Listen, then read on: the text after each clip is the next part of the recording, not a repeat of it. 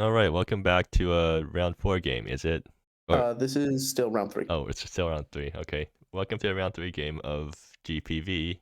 So we have our contestants AdmiralIvy and Hidster. Uh so what are their decks? So Ivy is on the Death Shadow control deck, which is a very interesting deck. If y'all are familiar with Death Shadow and Cannon Magic, this deck uses a similar card, but it's a control deck. So it's a control deck looking to pay large portions of its life total, which I did not believe would be a thing that would work, but apparently it works okay. So shrug. Yeah, and it And has the Hidster's combo of Salver's Defiance with our Death Shadows card. Yeah, and it has Ignition Ritual to pay most of its life. And I mean, it So actually has a full combo in hand, which is kind of wild. yeah, so for those Um, of you who don't know, Salver's Defiance gives something haste and double strike until end of turn, but you have to sack it. yeah, it's like a berserk like. And Hitster is on Big Red. Oh, Um, that's gonna be pinch. interesting because Big Red has burn. Well, we just killed Rogar's Frenzy, or no, I got the Kingpin, I guess. Yeah, so definitely gonna pinch pennies to get the other lowest, but that's gonna just hit a Sear Flesh instead. So it looks like Ivy will probably have to play this out a little bit slower. Um, how big is Herald of Oblivion? It's 14-14. Okay, so if you go, it can be a 10-10 if you go down to 4 life. 4 life keeps you out of Rogar's Frenzy range, and 10 when doubled is still lethal. Well, I think you want to play a bit safer, so I think you want to, like, Red has no way to gain life, right? So you just want to chip your opponent down into life total that makes it safe for you to pull off the combo. Yep, I agree. But how's Ivy Um, gonna get chip in their that's a deck? great question. Attacking with Valdez's maybe? Yeah, I guess. That's a little bit down the line from here. The deck also runs Bloodjade Prophet and 1 Solar Flare, 1 Scorch, so it has some burn. Huh. Um, I think we're gonna see probably oh yeah, Hitster trying to decide there if it's worth casting Rogar's Frenzy or not. I assume is going to against Death Shadow decks. You usually want to save the burn until they've dealt themselves a lot of damage, Yeah. but it's possible Hidster is going to try to like prioritize um, using mana efficiently. But it looks like no. Auxiliary Presence. That's the new card that people are running in this big red deck. Yep, definitely the new hotness.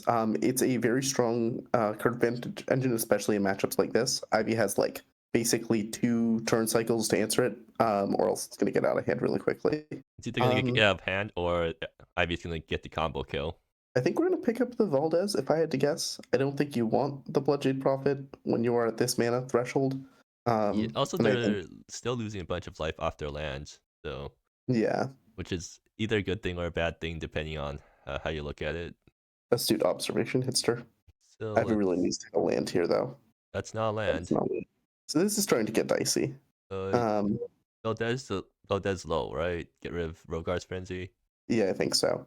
And then you just pass. And this was a reasonable keep, but it's definitely getting more awkward with time. If Hitster gets to cast, like, if Hitster gets to untap with a Tunu plus Exhilarating Prescience, it's very hard for the deck to lose. Yeah, well, they're gonna try to get rid of one of the two news. And then I guess when your opponent plays Tunu, if you hit a land, you can Ignition Ritual to kill the other Tunu. So maybe that's the line. I guess. But you do not want to be playing a fair/grindy game versus Exhilarating Prescience. This card will bury you if you give it the chance. Another mountain. And here's two new, as expected. Yeah, and Tunu can plus and chuck a Rogar's Frenzy, which I think is worth doing just to get the counters on Exhilarating Prescience. But also maybe you hit a better card off the top of your deck. Nope, you cannot play that, unfortunately. You also don't need to cast Rogar's Frenzy yet. Hopefully, Hitster does not forget the Exhilarating Prescience counter. Well, AdmiralIvy going ahead and reminding Hitster of it. how honorable. Mr. Tr- Hitster's just like, no, missed the trigger. Is that It's legal? fine for out of order. Yeah. It's not it's a mandatory trigger, right? So whether trigger is mandatory or not doesn't super matter in terms of like whether it is legal to miss. So like Hitster is kind of incorrect though. This would probably be fine as out of order sequencing, but also fine to say missed trigger. It would ultimately be Ivy's choice whether to put on the stack or not. But I think doesn't that let you intentionally miss triggers? no. So if you intentionally miss triggers in a circumstance where that trigger would be detrimental, that is going to be cheating and you're going to be losing that game. Okay, but technically, auxiliary presence could be detrimental if you're gonna mill out. And that's the spot where we would start questioning whether it was intentional. So, like, if Hidster's deck had, let's say 58 less cards in it, we would probably be scrutinizing it slightly more heavily. Okay, there we go. We got the play that you were talking about. Ignition Ritual kills the 2 new, and now it's in play So, with auxiliary presence on 0 counters. well, should Roger's Frenzy in response here? Yeah, Yeah. pays 4 life, presumably. Um, and yeah, puts Ivy down to 4 life, gets a counter on Auxiliary Prescience. Ivy has 1 turn, basically. Yeah, I think it's going to be very difficult for Hidster to not find a way to piece together lethal in the course of the next turn cycle. But Ivy does have Shanjin's commands to kind of stabilize. Well, that's That is a good card here. not That is- lethal. Yep, this does not work out for lethal yet. I definitely think you do swing with Emissary, put Ivy to 1, turn off these Crumbling Precipice and Nomad's Township unless a land is drawn, and then you have Auros to finish up the job afterwards. Can Also you just still playing. wait? Can you cast Shanjin's command if you go down to 1 life? Yes, you can. You can tap the lands, and then while the trigger's on the stack, cast it to gain the life. Right. These guys don't use life payments; they use triggers. I always hate that distinction. That came up in a game for me last GP, actually, with Children of the Clouds. Man, I guess there's no way to word these guys to use life payment instead of triggers, right? There's no good way to do it. I think this is game, however. You can whisper Woods Exploration and float the trigger, right? That lets you cast one Yes. more spell. Well, given you die when the trigger resolves, I don't think that's a particularly compelling situation to find yourself in. So is going to untap, gets 2 cards, and even if there wasn't lethal in hand, Valerie is also very much lethal. So Yep. that will be the game here. Womp womp. But this is also the sort of game one that's pretty rough, I think. And I think Ivy's hand just really did not cooperate particularly. So post board. So obviously Fireweaver deck can't board in that much. Let me open up deck lists. So The let's main see. thing you can board in is Rikiri Dissonance, but I think those are pretty medium in this matchup. They're fine, but I don't think you have substantially worse cards. The main deck Seer Flesh kind of suck. I'd probably board 2 of those out for 2 Rikiri Dissonance. Yeah, I can see that. And on Ivy's side of things, we have a lot more. So we get to board in Solar Flares, which feels good. Pith Wilts feel good. Duress is probably okay. Stand on Syllable's great. Ivy's deck does get to reconfigure from being a control deck looking to beat up on aggro to being prepared to beat a mid-range deck with a lot of burn spells. I honestly kind of wonder if you board off the combo. Cut a Selvar's, cut a Herald, play a fair game. No, definitely not, right? Because you can't This deck can't win if you don't have the combo. Also, I don't think Big Red has a way to stop the combo if it goes off. I mean, other than just killing you, Yeah, I but agree. what instant speed burn do they have? It's just Rogar's Rogar's? Defiance, right? I guess Or it's just Rogar's Rogar. Yeah. Yep. Huh. I assumed it would be more. Well, there's no good face burn or instant speed face burn in MSEM, so you're playing all sorcery speed face burn. I don't think that's a true statement, but fair, I guess. In Big Red, I mean. Yeah, maybe. I still think I don't fully agree, but sure. It's probably close enough to being true. This hand is solidly fine. You do need to hit lands though, and those lands kind of have to be basics. You have Nebula. I'm aware. Still has to be I think you're gonna do. You have early interaction if they do a creature play, but you actually don't have any real answers to a Planeswalker. I think honestly you mulligan this. It looks like a fine hand, but I don't think it's where you want to be in this matchup.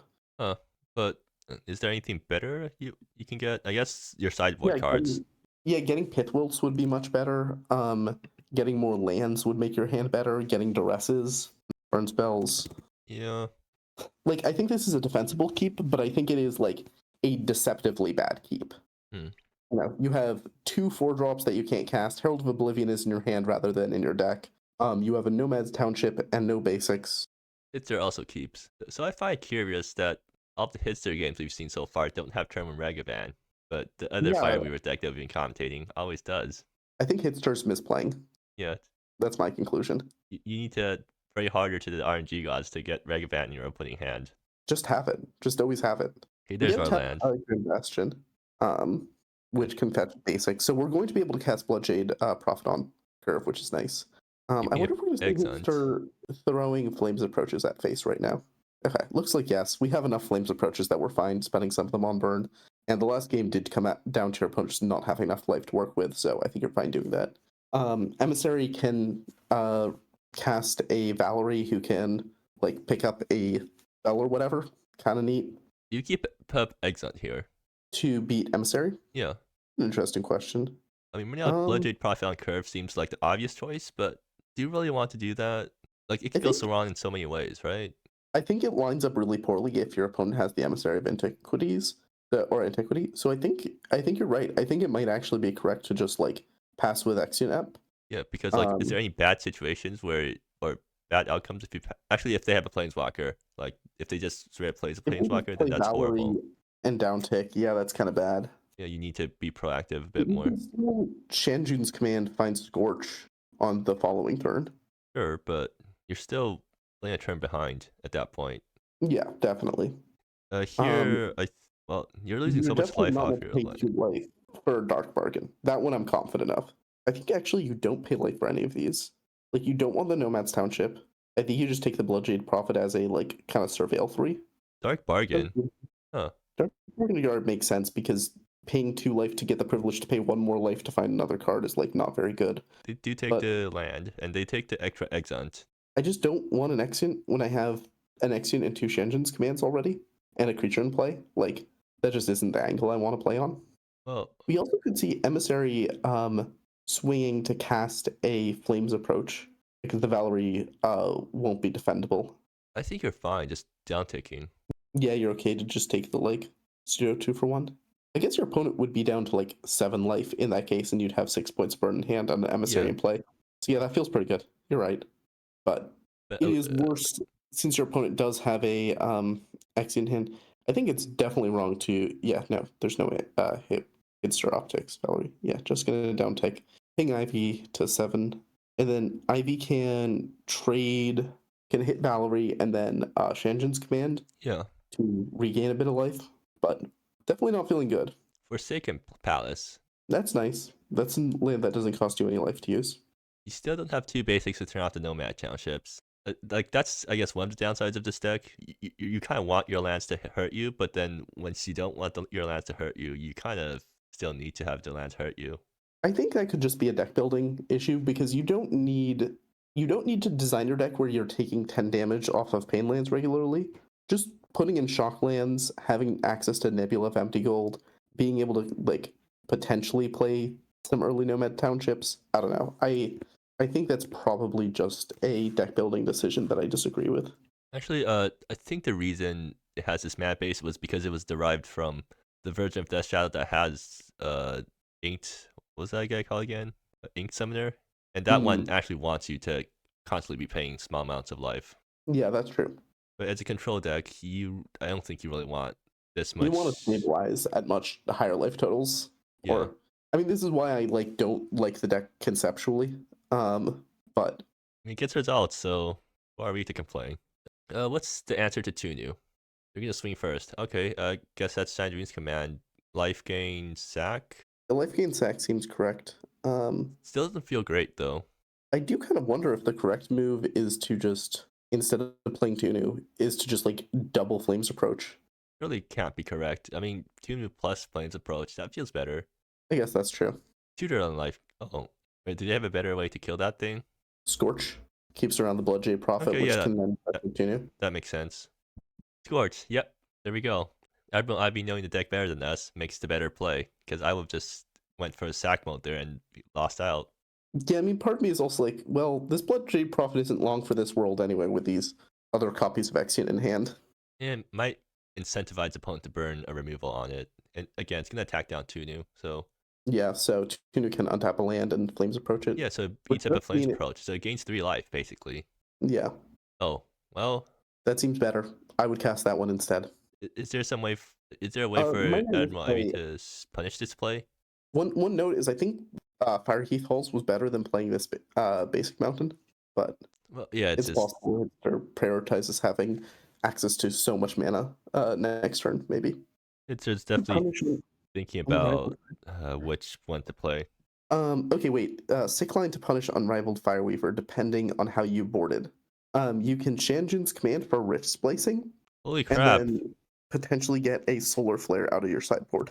Dude, that'd be hilarious. I would be very excited if we saw that line. I think it would require some really weird sideboarding because I don't think it is particularly good to leave in Rift Splicing in this matchup, and I don't think it's good to leave Solar Flare out of your deck in this matchup, but potentially very funny. Okay, Hidster's gonna take the safe play. They're just gonna kill the thing that's on board. Well, there's top deck Solar Flare. So how does AdmiralIvy kill the Tunu again? It's I'm not sure answered. there's monk. They don't, right? Yeah, like you've used up your Scorch, so you can't hit it for 3. Even if you could, I don't think that's like that nuts. They're going to get to untap with it. Solar Flaring it does nothing.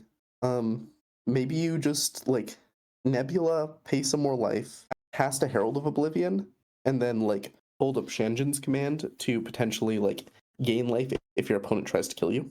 That blanks your both your Exons. Yeah, I don't think Exeunt is going to be super relevant from this point on, which is why I was like opposed to taking off Bloodshade Prophet. They're gonna pay 3 life for that thing. Oh, you also probably want to nuke your opponent's graveyard before they can just recast a Flames Approach off Tunu. Right. Yeah. But I do think casting a 7/7 Herald of Oblivion is probably correct here. Like, I don't think you want to keep holding it. I think they're just gonna hold up Sandrine's command plus Exont and hope that Hidster tries to play to the board next turn. Alright, let's see what Tunu flips. Mountain. Honestly, this is a completely fine hit. Because now we have access, if we play this Mountain, we have 12 mana, which is enough to Flames Approach plus double Memento Flames Approach. Admiral can still survive that, right? That's 9 points of burn. Yeah, so but you stabilize at 3 life. Is that enough and for then- Herald lethal if Admiral top deck the right thing? If you get Selvar's Defiant, no, because yeah, I guess it is, because if you have 4 less life, Herald plus Selvar does just kill your opponent. Okay, I think what's gonna happen is that Admiral's gonna try to Solar Flare plus Exont if things go well, because that feels like that still gains more life because you don't lose life from your lands. Mm-hmm. And You Solar definitely take this one, and then you like respond to anything else that gets cast with lethal or like with a Burn spell, making sure to do the float mana trick. That way, you're not dead to Rogar's Frenzy at any point in time. Okay, Oros dies to Solar Flare, so there's that at least. It also dies to Sandrine's command, so it gives a target. All right, you do respond to this one. You Exont, right? I probably don't. I probably float mana. You're Oh, yep, slight misplay. You're meant to do this in response because now you're dead to Rogar's Frenzy. oof. So yeah, this is a spot where the Nomad's Township trick would have. I don't know if it would have won Ivy the game, but it would have helped. Definitely a bit of a rough matchup. The control deck being able to be pressured both on life total and also on resources, which is something the Fireweaver deck is very good at, is like really not a good spot for it to be in. Actually, is it always optimal to float the trigger when you're tapping these guys? Oh, the Nomad Township. If you have a instant, technically yes. Okay, so I guess that's something to keep in mind when you're playing these decks. You should always announce that you're floating the triggers. Like, there's no downsides to not floating the triggers, right? Not that I can think of. Yeah. Okay, there is one very niche one, which is it means there's a trigger on the stack before you have priority again. So, or before, before you have priority cast or sorcery speed bell. So if you did this on a card with like a flashback mechanic, then potentially you put yourself in a position where they can like hit your graveyard before you can recast the card. So that is the one circumstance where it is incorrect to do so. That's hilarious. Well, I mean, right, rounds of right. Well, no, if they try to exile a graveyard in response, you just like go normally and start tapping your other things, right? You can respond to the graveyard exile thing, unless it's yeah. So if it is an instant card, if it's an instant, you can cast from your graveyard again, yeah. But if it's like I want to cast this instant, and then afterwards I'm probably going to cast a sorcery, like you cast a Reveal Eternities and you bin a RFE or whatever. Right. Okay. Well, anyways, that's the game. I was actually rooting for Hidster in that game because in my round 2 Rev match, AdmiralIvy beat me with the counterspell heavy control deck, so I'm rooting for other guy now. Reasonable. All right. Thank you very much for the co-commentating. Yep.